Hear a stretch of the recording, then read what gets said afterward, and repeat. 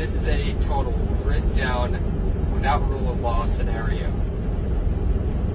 After the total collapse of society, after the grid goes down, there's going to be different groups of people that you'll encounter. We're going to talk about these groups of people and what they're like, what you can be facing. Now, the first group of people are going to be preppers. These are the people that are well prepared. It's the name. They stockpile food, water, they have shelter, and they have a means of defending it. Now, I think there could be different type of groups of preppers. Some that specifically stockpile food and water. Then you might have some that scavenge for food and water. Now, let me make it clear, scavenging, in my opinion, my eyes, is not the same as looting. Looting is taking something that is not yours, that belongs to somebody else. Scavenging would be taking something that doesn't belong from anyone. That brings me into the second group of people, looters and marauders. These people may have known that the collapse was coming. However, they didn't prepare for it.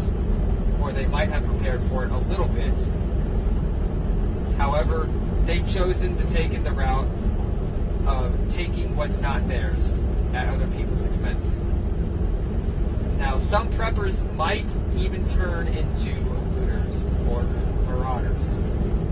That's just the truth of humanity. These people are going to be very dangerous, especially when times are hard for them. Granted, the whole situation, times are going to be hard for everyone. More hard for others. And that's going to bring me into the third group of people who can also be very dangerous. And those are going to be people with mental disorders. They might have a personality disorder, or they might just be a complete psychopath.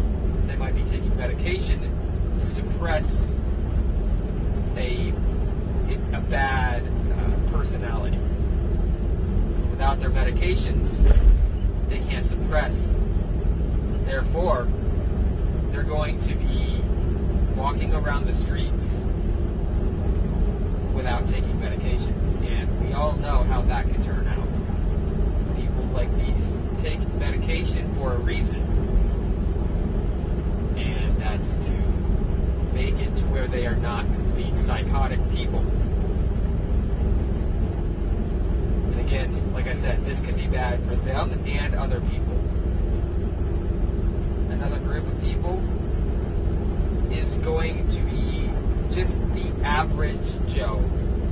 This is the person that was thrown into the collapse of society without knowing it, without seeing it coming, and are just completely, totally, utterly unprepared for it. And I don't see these people lasting very long. However, some might turn out to live in this world decently well if they can adapt.